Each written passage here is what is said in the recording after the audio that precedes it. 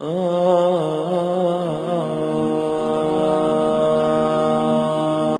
ایک نماز کا تذکرہ ہے، اور وہ نماز بیان کرنے سے پہلے میں آپ سے سوال کرنا چاہوں گا. کوئی ایسی نماز تلاش کرتے ہیں میں اور آپ مل کر کہ اس نماز کے پڑھنے کی برکت سے خدا موت کو آسان کر دیتا ہو، خدا توبہ قبول کر لیتا ہو، خدا کی بارگاہ میں عمل مقبول ہو جاتے ہوں، خدا مجھے مغفرت کے تحفے عطا کر دیتا ہو.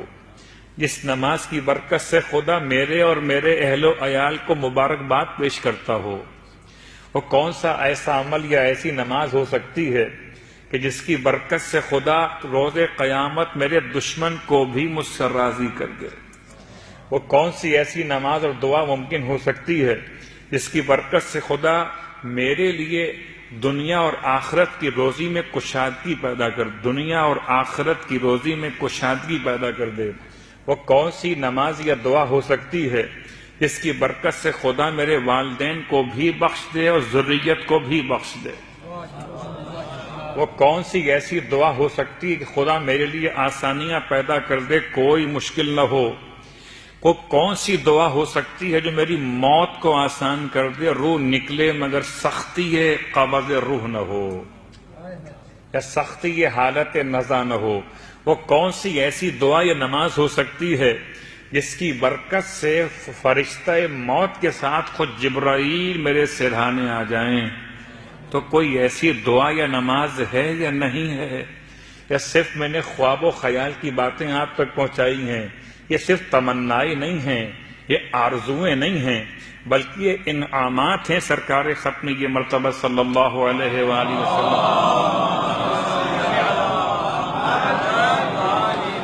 میں نے طریقہ بدل دیا، ثواب پہلے بیان کیا ہے اور نماز کو بعد میں بیان کر رہا ہوں کہ بڑا فرق پڑ جاتا ہے.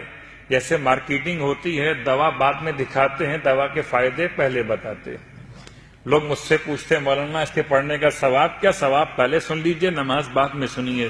اب آپ کے ذہن متوجہ ہو گئے. قسم بخدا اگر اتنی 10 چیزوں کے لیے، 10 باتوں کے لیے جو بیان کی گئی ابھی تک، ان باتوں کے لیے میں آپ سے کہوں کہ آپ نے ایک پورا قرآن پڑھنا ہوگا، آپ تیار ہو جائیں گے. مولانا بتائیے پڑھنا کیسے؟ الٹا پڑھنا کہ سیدھا پڑھنا؟ اب تو ایسے بھی اعمال آ گئے ہیں، وہ میں کیا باتیں بیان کروں. یہ عملیات کی کچھ بحث ہوتی ہیں کہ انسان کو کیسے پڑھنا ہے، مبین سے شروع کرنا ہے، مبین پہ ختم کرنا ہے، الی آخر. تو اگر میں آپ سے کہوں کہ ان 10 باتوں کے لیے آپ کو 10 درہم خرچ کرنے پڑیں گے، تو آپ کہیں مولانا بسم اللہ 10 تو بہت کم ہے، ہم 20 بھی خرچ کر دیں گے. تو وہ کون سی نماز ہے جس میں درہم خرچ نہیں ہوں گے؟ البتہ ولایت شرط ہے. اللہ کے رسول اپنے حجرہ مطہرہ سے باہر تشریف فرما ہوئے ہیں، اور آپ نے اپنے اصحاب کے درمیان ایک اناؤنسمنٹ کیا ہے کہ آپ میں سے کوئی ہے جو اپنے لیے رب سے توبہ کی درخواست کرنا چاہتا ہو. اب تک جو میں نے بیان کیا یہ تمام فائدے نماز توبہ کے ہیں. صلوات پڑھیں محمد والے محمد.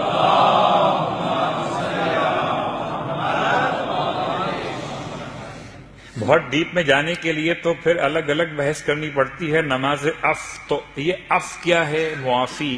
نماز استغفار الگ نماز ہے، وہ کیا ہے؟ یہ نماز توبہ ہے. توبہ اور ہے، استغفار اور ہے، عف اور ہے. البتہ اردو زبان کی کوتاہی الفاظ کا مسئلہ ہے، اس کے دامن میں الفاظ نہیں ہیں، اس لیے اردو زبان میں تینوں کو کہتے ہیں کہ توبہ کی نماز. استغفار بھی توبہ، توبہ بھی توبہ، اور عف بھی توبہ. حالانکہ عف وہ نماز ہے کہ اگر انسان کو عبادت خدا میں ذائقہ کم محسوس ہو، عبادت میں سستی پیدا ہونے لگے، تو اسے وہ نماز پڑھنی چاہیے. نماز استغفار وہ نماز ہے جو خدا سے مغفرت طلب کرنے کا پہلا عنوان ہے. جب مغفرت طلب کی اور مغفرت آپ کو مل گئی، اب پھر آپ کے لیے توبہ کی منزل ہے.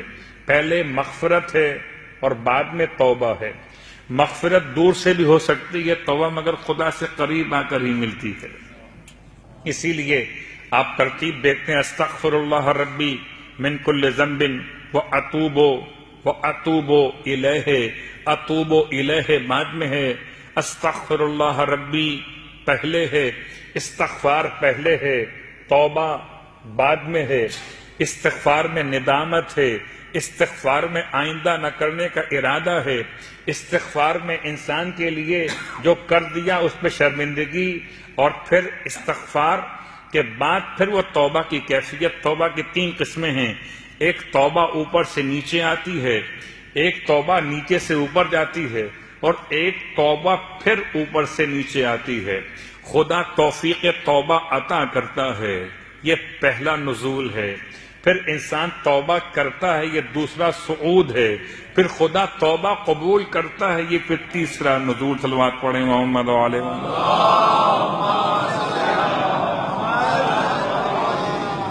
تو توبہ یک طرفہ مسئلہ نہیں ہے۔ ہو سکتا ہے استغفار یک طرفہ مسئلہ ہو، استغفر اللہ ربی واتوب الیہ، لیکن یہ غیر معصومین کی بات ہو رہی ہے، معصومین کی بارگاہ مقدس کی بات نہیں ہو رہی۔ معصومین کا استغفار کرنا کس معنی میں وہ الگ موضوع ہے، میں اپنی اور آپ کی بات کر رہا۔ استغفار کے بعد توبہ، نماز توبہ۔ اللہ کے رسول فرماتے ہیں تم میں سے کون ہے جو خدا سے توبہ کرنا چاہتا ہو؟ تو بھلا کون سا ایسا شخص ہے جو کہے گا میں خدا سے توبہ نہیں کرنا چاہتا؟ نماز توبہ اللہ کے رسول نے بیان کی غسل توبہ کے ساتھ، گرچہ الفاظ روایت میں غسل لکھا ہوا ہے لیکن بات سمجھ میں جو قرائن سے آتی ہے توبہ۔ ویسے بھی جب بھی کبھی آپ غسل جمعہ کیجئے، غسل عیدین کیجئے، غسل شب ہائے قدر کیجئے، یا دیگر اغسال یعنی کہ غسل جو مستحب یا واجب ہوتے ہیں ان کو انجام دیجئے۔ طریقہ آپ کو معلوم ہے، سر اور گردن کا دھونا، بدن کے دائیں حصے کا 1 مرتبہ اور بائیں حصے کا 1 مرتبہ دھونا، یہ مکمل دھونا، یہ کہلاتا ہے غسل ترتیبی۔ آپ اس طرح جب غسل کو مکمل کرتے ہیں تو پھر نیت کبھی کرتے ہیں جمعے کی، کبھی عیدین کی، کبھی اور مناسبتوں کے اعتبار سے واجب ہو یا غیر واجب، اس میں نیت ایڈ کر لیجئے ہمیشہ کے لیے۔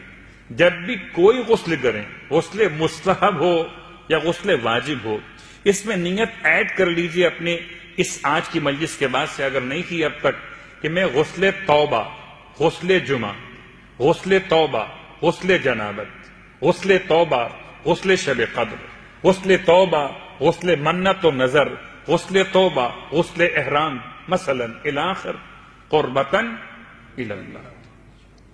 اپنے ہر غسل کے ساتھ ایک نیت کو ایڈ کر لیجئے۔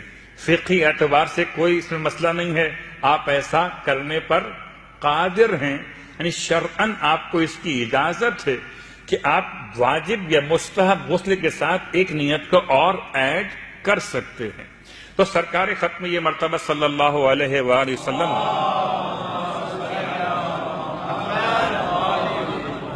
جو نماز بیان فرمائی، نماز توبہ، اس سے پہلے آپ نے غسل بیان کیا، غسل توبہ۔ ویسے بھی انسان کو چاہیے جب توبہ کرنے کے لیے آمادہ ہو جائے تو پہلے اپنے آپ کو پاک اور پاکیزہ کر لے۔ غسل کے بعد آپ فرماتے ہیں وضو بھی کرو۔ اس کا مطلب یہ روایت اس غسل کے بارے میں ہے جہاں غسل کفایت نہیں کر رہا وضو کی، یا کبھی کبھی ایسا ہو سکتا ہے کہ روایت کا جو مطمع نگاہ ہو یہ ہو کہ طہارت کاملہ منعقد کی جائے، تو غسل بھی کیا جائے اور وضو بھی کر لیا جائے۔ تو دونوں باتیں آپ نے بیان فرمائی، غسل کرو پھر وضو کرو، پھر 2 رکعت کر کے 4 رکعت نماز توبہ کی نیت سے قربتاً الی اللہ پڑھو۔ ہو سکتا ہے کہ کوئی یہاں سوال ذہن میں آئے، کیا میں اپنے والدین کی طرف سے پڑھ سکتا ہوں، اپنے بھائی بہن عزیز قریب اہلیہ بچوں کی طرف سے پڑھ سکتا ہوں؟ جواب، توبہ کا مسئلہ ویسے تو اپنا اپنا ہے، میری توبہ آپ کے کام نہیں آئے گی اور آپ کی توبہ میرے کام نہیں آئے گی، اس لیے کہ آپ کے معاملات خدا سے الگ ہیں، میں لفظ گناہ استعمال نہیں کر رہا، میرے معاملات اللہ سے الگ ہیں۔ لیکن پھر بھی اگر کوئی تمام کی طرف سے پڑھنا چاہے تو شرعاً گنجائش ہے۔ 2 رکعت نماز پھر 2 رکعت نماز۔ طریقہ، سورہ الحمد کے بعد 3 مرتبہ سورہ اخلاص اور 1 مرتبہ سورہ فلق اور سورہ ناس، 3 مرتبہ سورہ اخلاص اور 1 مرتبہ سورہ فلق، 1 مرتبہ سورہ ناس۔ یہ 4 رکعت نماز میں طریقہ بالکل سیم رہے گا، 2 رکعت کر کے نماز مکمل، نماز توبہ قربتاً الی اللہ۔ نماز کو مکمل کرنے کے بعد 70 مرتبہ استغفر اللہ ربی واتوب الیہ، استغفر اللہ ربی واتوب الیہ، استغفر اللہ ربی واتوب الیہ، اور اس کے بعد ایک مرتبہ ما شاء اللہ لا قوۃ الا باللہ العلی العظیم کے بعد ایک مرتبہ یا عزیز و یا غفار اغفر لی ذنوبی وذنوب جمیع المؤمنین والمؤمنات انہ لا یغفر الذنوب الا انت یا الا انت. آپ پورا پڑھ لیجئے. یہ جملہ ایک مرتبہ ادا کرنا ہے. یہ نماز کے تمام فائدے اللہ کے رسول نے ارشاد فرمائے.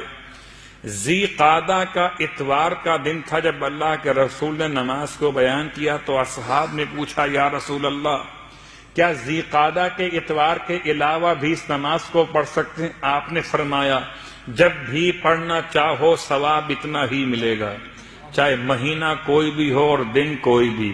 تو شاید پورے سال میں کوئی اور اثر ہوتا ہو مجھ پر اور آپ پر توبہ کے عنوان کا، مگر ماہ رمضان میں تو سچی بات یہ ہے جتنا خدا سے قریب ہوتے ہیں. قریب کیوں ہوتے ہیں؟ کہ دنیا کی لذتوں سے دور ہوتے ہیں اور خدا سے قریب ہوتے ہیں.